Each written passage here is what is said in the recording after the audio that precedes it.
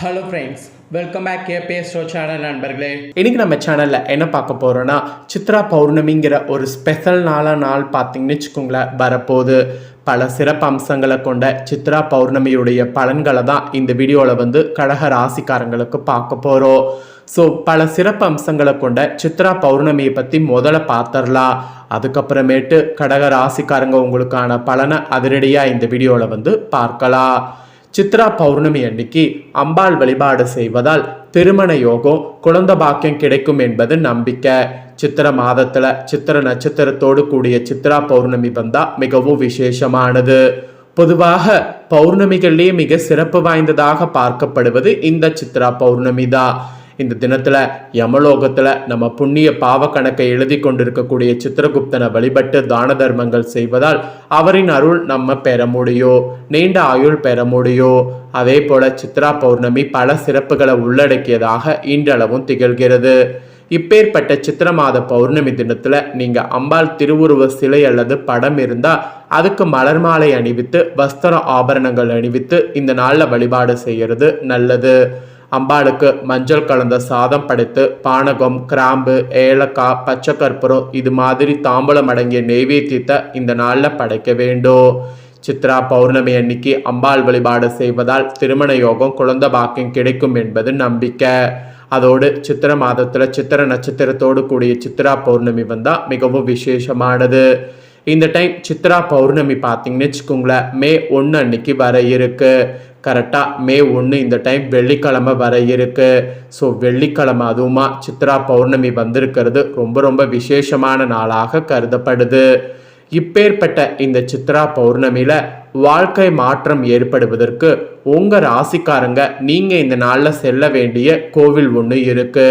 அந்த கோவில் என்ன, அந்த கோவிலுக்கு எப்படி செல்லும் அப்படிங்கிறத இப்போ நான் உங்களுக்கு சொல்கிறேன். அதையும் இந்த வீடியோவில் தெரிஞ்சுக்குங்க. அதுக்கப்புறமேட்டு உங்களுக்கான பலனை அதிரடியாக பார்க்கலாம். ஆக்சுவலி நீங்கள் எத்தனையோ பிரச்சனைகள் தீர வேண்டும், ஜாதகத்தில் இருக்கக்கூடிய குறைகள் தீர வேண்டும் என எத்தனையோ கோவில்களுக்கு சென்று பரிகாரங்கள் செய்திருப்பீங்க. இதுவும் பெரிதாக பலன் எதுவும் கிடைத்திருக்காது. இப்படி பரிகாரம் செய்வதோடு நம்மளுடைய ராசிக்கு ஏற்ற கோவில் எது என்பதை தெரிந்து கொண்டு அந்த கோவிலுக்கு சென்று ஒரே ஒரு முறை வழிபட்டு வந்தால் வாழ்க்கையில மாற்றத்தை ஏற்படுத்தும். அப்படி உங்க ராசிக்காரங்க எந்த கோவிலுக்கு சென்றால் வழிபட்டால் உங்க வாழ்க்கையில நல்ல மாற்றமும் முன்னேற்றமும் ஏற்படும் அப்படிங்கிறத தான் இப்ப நான் உங்களுக்கு சொல்ல போறேன். ஆக்சுவலி வாழ்க்கையில மாற்றம் ஏற்றம் ஏற்பட வேண்டும் என நினைக்காதவங்க இருக்கவே முடியாது. ஆனால் பலருக்கும் எவ்வளவு முயற்சி செய்து கடுமையாக உழைத்தாலும் வாழ்க்கை ஒரே மாதிரி தான் சென்று கொண்டிருக்கோ. மாற்றம் என்பதே, முன்னேற்றம் என்பதே ஏற்படாமல் இருக்கோ. நம்மளுடைய வாழ்க்கை இப்படியே போய்விடுமோ, நம்ம முன்னேறவே முடியாதோ, கடைசி வரை நாம் கஷ்டப்பட்டு கொண்டு தான் இருக்க வேண்டுமோ என கலங்குபவர்கள் கண்டிப்பாக இருப்பீங்க. அப்படி இருக்கக்கூடிய உங்களுக்கு உங்கள் ராசிக்குரிய கோவிலுக்கு இந்த ஸ்பெஷல் நாளில் சென்று வந்தால் மாற்றம் என்பது நிச்சயம் ஏற்படும். பொதுவாக ஒவ்வொரு ராசி நட்சத்திரத்துக்கும் ஒவ்வொரு கிரகம் தெய்வம் நன்மை தருவதாக இருக்கும். அதே போல் ஒவ்வொரு ராசிக்கு ஏதாவது ஒரு கிரகம் பகை கிரகமாக இருக்கும். இந்த பகை கிரகங்களும் பாவ கிரகங்களும் முக்கியமான கட்டங்கள்ல இருந்தால் பலவிதமான பிரச்சனைகள் நாம சந்திக்க வேண்டியது இருக்கும். நம்மளுடைய முயற்சிகள் அனைத்தும் இதனால தடைப்படும். ஆனா இந்த பகை கிரகங்களை வலிமையிழக்க செய்யக்கூடிய தெய்வங்கள் அருள்பளிக்கக்கூடிய கோவிலுக்கு இந்த ஸ்பெஷல் நாள்ல சென்று வழிபட்டு வந்தால் நன்மைகள் நடக்கும். ஆக்சுவலி இந்த கோவில்களுக்கு இந்த நாளில் எந்த நேரத்தில் வேண்டுமானாலும் செல்லலாம். இந்த நாளில் தான் நீங்கள் பார்த்தீங்கன்னு வச்சுக்கோங்களேன் இந்த கோவிலுக்கு போகணும். இந்த கோவிலுக்கு ஒரே ஒரு முறை சென்று உங்கள் பெயரில் அர்ச்சனை செய்து மனதார வழிபட்டு விட்டு வாருங்க. அதோடு குறைந்தபட்சம் 1 மணி நேரமாவது கோவிலில் இருந்து விட்டு வாருங்க. வாழ்க்கையில் பலவிதமான மாற்றங்கள் ஏற்படுவதையும் முன்னேற்றத்திற்கான வழிகள் ஏற்படுவதையும் காண முடியும். சரி, இவ்வளோ நேரம் பில்டப் பண்ணுறதெல்லாம் பண்ணிட்டேன். இப்போ உங்கள் ராசிக்கு எந்த கோவிலுக்கு செல்ல வேண்டும் என்பதை சொல்கிறேன். இந்த நாளில் எந்த கோவிலுக்கு செல்லும் அப்படிங்கிறத உங்கள் ராசிக்கு தெரிஞ்சு அந்த கோவிலுக்கு போய் பயன்பெறுங்க. கடக ராசிக்காரங்க நீங்கள் இந்த நாளில் போக வேண்டிய கோவில் எந்த கோவில்னா அரகோணத்தில் இருக்கக்கூடிய பால திரிபுர சுந்தரி அம்மன் கோவில். அரகோணத்தில் இருக்கக்கூடிய இந்த ஸ்பெஷல் கோவிலுக்கு நீங்கள் இந்த ஸ்பெஷல் நாளில் போயிட்டு வந்தாவே உங்களுடைய வாழ்க்கை தலையெழுத்து நிச்சயம் மாறும். ஆக்சுவலி இது கட்டாயமாக நீங்கள் போக வேண்டிய கோவில். ஒருவேளை உங்களுக்கு போக முடியாத சுச்சுவேஷன் இருந்தால் நீங்கள் பக்கத்தில் உங்கள் ஊர்களில் இருக்கக்கூடிய பால திரிபுர சுந்தரி அம்மன் கோவிலில் வழிபாடு செய்யுங்க. நீங்கள் மெயினாக அரகோணத்துக்கு தான் போகணும். அங்கே போக முடியல அப்படிங்கிற சுச்சுவேஷனில் இங்கே உள்ளூர் கோவிலை இது பண்ணுங்கள். இந்த நாளில் இதை மட்டும் நீங்கள் செய்தீங்கன்னா வாழ்க்கையில் உங்களுக்கான மாற்றத்தை நீங்களே பார்க்கலாம். ஸோ இதுதாங்க நீங்கள் வாழ்க்கை மாற்றத்துக்காக போக வேண்டிய கோவில். இப்போ உங்களுக்கான பலனை சொல்கிறேன். உங்களுக்கான பலனை அதிரடியாக தெரிஞ்சுக்குங்க. ஆக்சுவலி பார்த்தீங்கன்னு வச்சுக்கோங்களேன், மேச ராசிக்குள்ள சூரியன் நுழையக்கூடிய மாதம் சித்திரை மாதம். இதோடு சூரியன் உச்சத்தில் இருக்கக்கூடிய இந்த மாதத்தில் பல சிறப்புகள் இருப்பதாக சொல்லப்படுது. இந்த மாதத்தை சைத்ரா என்றும் சைத்திர விசேஷம் என்றும் போற்றப்படும். அதோடு சித்திரையுடைய முதல் தேதியில் ஸ்ரீரங்கத்தில் இன்றளவும் பஞ்சாங்கம் படிக்கப்படக்கூடிய நிகழ்ச்சி நடைபெறுது. அது மட்டும் இல்லாமல் மகாவிஷ்ணுவுடைய தச அவதாரங்கள் இருக்குல்ல, அதில் பல அவதாரங்கள் இடம் கொடுக்கக்கூடிய பெருமை இந்த சித்திரைக்கு இருக்குது. இந்த சைத்திர சுக்ல பஞ்சமியில் மீன் வடிவில் அவதாரம் எடுத்து பிரளயத்திலிருந்து உலகை மீட்டு உயிர்கள் மீண்டும் தோன்ற வழி செய்தார் பகவான். அப்புறம் மச்ச அவதாரம் நிகழ்ந்தது சித்திரையில தான். நவமி திதியில் கூட ஸ்ரீ ராமபிரான் அவதாரம் எடுத்து மக்களை காத்தார் பகவான் விஷ்ணு.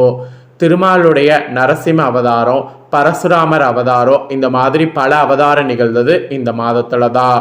ஆதிசங்கரர் ராமானுஜர் அவதரித்ததும் இந்த மாதத்துல தான். இதே போல சித்திர மாத சித்திர நட்சத்திரத்துல சிவபெருமான் தங்க பலகையில சித்திரம் ஒன்றினை வரைய அதிலிருந்து சித்திரகுப்தான் தோன்றினார்.